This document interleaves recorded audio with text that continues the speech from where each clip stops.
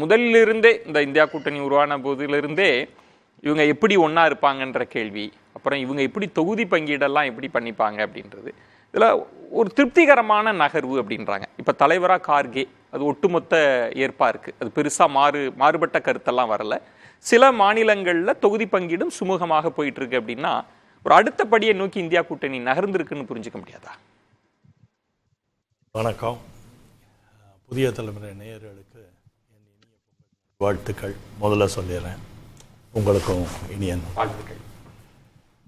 இப்போது இந்தி கூட்டணியை பொறுத்த வரைக்கும் நாங்கள் ஒரு விஷயத்தில் தெளிவாக இருக்கோம். அவங்க என்ன தான் முயற்சி பண்ணாலும் எந்த விதத்துலையுமே அவங்களால முன்னுக்கு போகவே முடியாது. ஏன்னா காங்கிரஸ் ஒரு விஷயத்தை காலங்காலமாக ஒரு விஷயத்தில் தப்பு பண்ணிட்டாங்க. என்ன தப்பு பண்ணிட்டாங்கன்னா, காங்கிரஸ் எதை புரிஞ்சுக்கலைன்னா காங்கிரஸோட கூட்டணி அமைப்பதற்கு ரீஜனல் பார்ட்டிங்க வருவாங்க. இப்போ காங்கிரஸ் போய் ரீஜனல் பார்ட்டியெல்லாம் தழுவி கூட்டணி பண்ணணுங்கிற ஒரு நிர்பந்தத்துக்கு போனதே காங்கிரஸ் எந்த அளவுக்கு தன்னோட பின்னடைவை நோக்கி போயிருக்குங்கிறத நீங்கள் பார்க்கணும். இல்லை, அடுத்தது நீங்கள் என்ன சீரியஸாக கவனிக்கணும்னா, காங்கிரஸ் இப்போ சமூக நீதி பேசுகிறதுக்காக வேண்டியும் சமூக நீதியை சொல்லி ஓட்டு வாங்கணுங்கிறதுக்காக வேண்டி தான் இந்த மாதிரி கார்கே மாதிரி தலைவர். ஏன்னா ராகுல் காந்தி அவங்களால கொண்டாந்து காமிக்க முடியலை. இப்போ கூட அவங்க தைரியமாக ராகுல் காந்தி அனௌன்ஸ் பண்ணியிருக்கலாம். 10 ஆண்டு பண்ணியிருக்கலான்றது உங்கள் எதிர்பார்ப்பு சார். அந்த கூட்டணி முடிவு செய்கிறாங்க. சுமந்த் சொன்ன மாதிரி அடுத்த கட்டத்தை நோக்கி நீங்க இன்னும் இந்தியா கூட்டணி உருவான போதிலிருந்தே வச்ச விமர்சனத்தை இன்னும் சொல்லிட்டு இருக்கீங்களே. சொல்றேன், ஏன்னா காட்சிகள் நிறைய மாறி இருக்கு. நான் கம்ப்ளீட் பண்ண எனக்கு ஒரு சான்ஸ் கொடுங்க. ஏன்னா இதுல என்ன பிரச்சனை மெயினா இருக்குன்னா, காங்கிரஸோட பின்னடைவு காரணம் இப்போ கார்கே மாதிரி ஒரு தலைவரை, மூத்த தலைவரை வச்சு அரசியல் பண்ணணும்னு நினைக்கிறதுல எந்த தவறும் இல்லை. ஒரு அரசியல்ல ஒரு நல்ல அனுபவசாலியை முன்னிறுத்தணும், கன்வீனரை முன்னிறுத்தணும், தவறு இல்லை. நீங்கள் கொஞ்சம் பின்னோக்கி போனால் அந்த மாதிரி ஆளுக்கெல்லாம் அந்த பழைய கதையெல்லாம் நல்லா தெரியும். யுனைடெட் ஃப்ரண்ட்னு ஒரு கவர்மெண்ட் இருந்தது.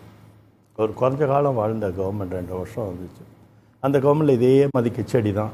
ரீஜனல் பார்ட்டி எல்லாம் சேர்ந்து ஒரு கவர்மெண்ட் ஃபார்ம் பண்ணாங்க. நரசிம்மராவ் வெளியிலேருந்து சப்போர்ட் பண்ணார் இனிஷியலாக. அதுக்கப்புறம் அவங்க சீதாராம் கேசரி வந்தாங்க. அதுக்கப்புறம் அது பண்ணாங்கன்னு இருக்கும்.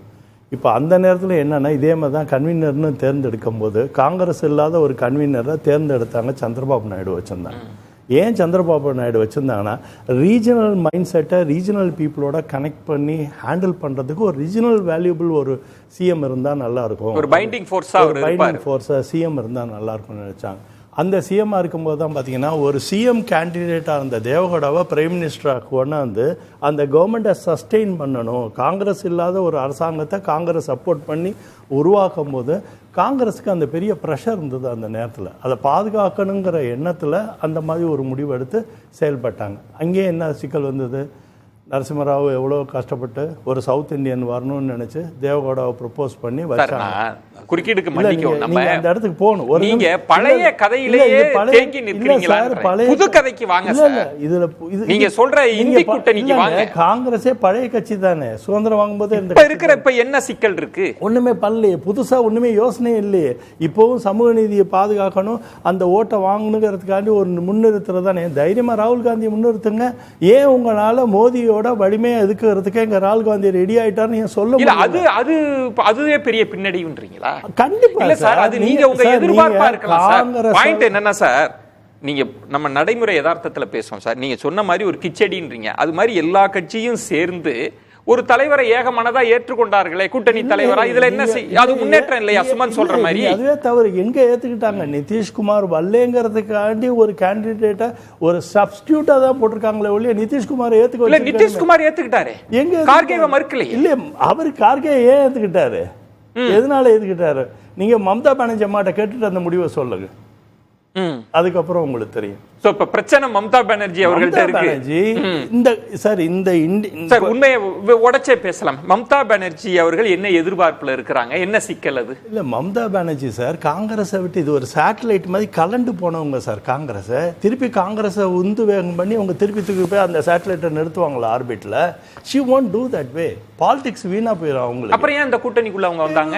ஒரு பிஜேபி எதுக்கணும்? ஒரு பிராட் ஐடியா, பிஜேபிக்கு ஒரு எதிர்ப்பு நிலை கொண்டு வரணும், அங்கே மைனாரிட்டி ஓட்டு அந்த அம்மா பாதுகாக்கணும், அதுக்காண்டி போடுற. நீங்க ஒரு நுட்பமான இடத்துக்கு வரீங்க. பிஜேபியை எதிர்ப்பதற்காக இந்த இந்தியா கூட்டணிக்குள்ள வந்து மேற்கு வங்கத்துல சிறுபான்மை வாக்குகளை வாங்குவாங்க.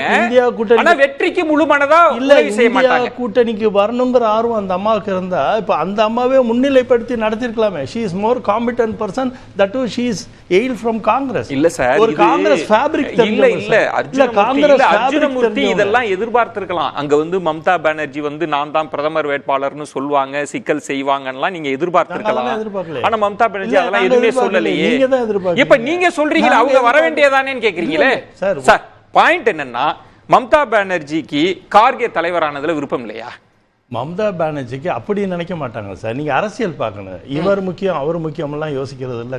சரி, அவங்கள பொறுத்த வரைக்கும் தன் நிலையை காப்பாத்துறதுக்கு அவங்களுக்கு ஒரு ஸ்டாண்ட் எடுத்தாகணும். ஏன்னா மம்தா பானர்ஜியோட ஒவ்வொருத்தங்களும் நீங்க பாருங்க, ரீஜனல் பார்ட்டி ஒவ்வொருத்தங்களோட ப்ராப்ளம் இங்க பாருங்க.